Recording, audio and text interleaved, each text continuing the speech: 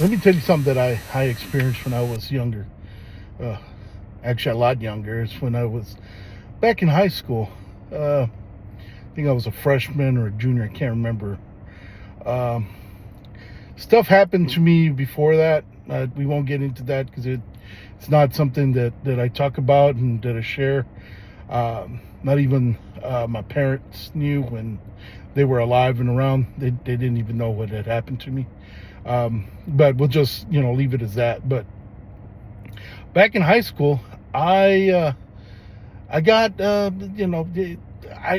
guess you would call it a first girlfriend. Know what I mean? And This girl, I mean, she was yeah, at the time. I don't know what she looks like now, but at the time she was very attractive, at least to me. And there was a lot of guys around her, so it happened. But she became my girlfriend. But let me explain how that worked.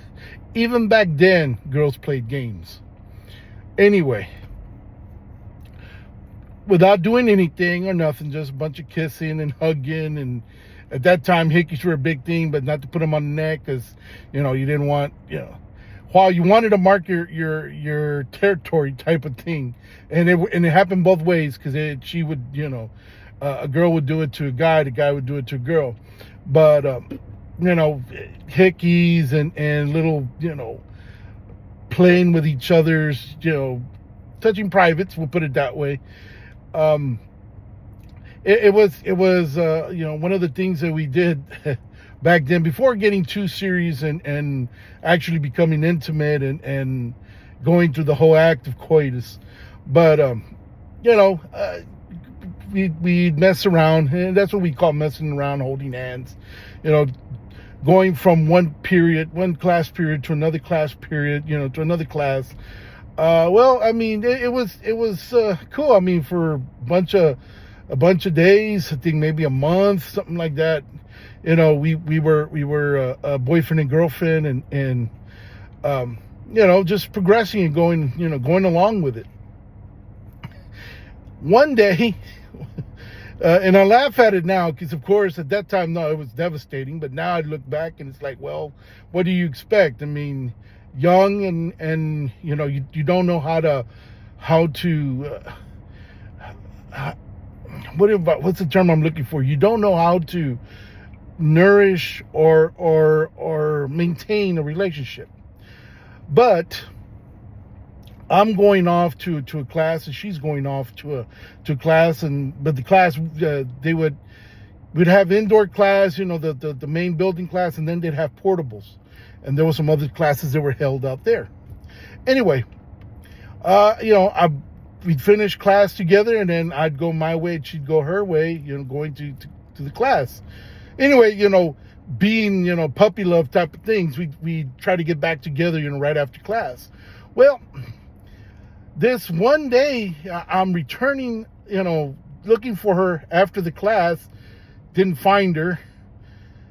Continue on, went to the next class, come back, still didn't find her the next class. Go back the next, go to the next class.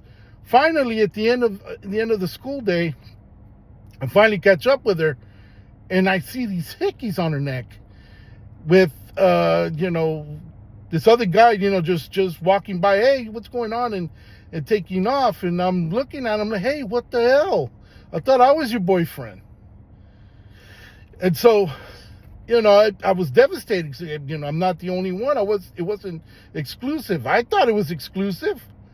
I wasn't messing around with anybody else, but apparently she wanted to. And needless to say, I think that's one of the first traumas. Since I'm talking about traumas, we've been talking about traumas. One of the first traumas that I had was that trust issue there, because I don't know if, out of sight, out of mind type of thing. And mind you, I was 14, 15 at the time.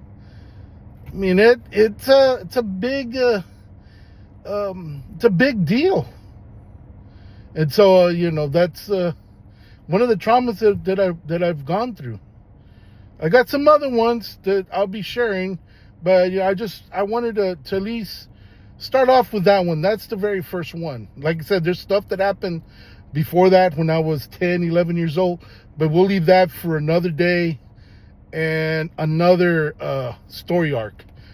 But for now, this story arc, it was, it was the trauma of I can't trust a girl because, I mean, she's kissing me, and now she's kissing somebody else.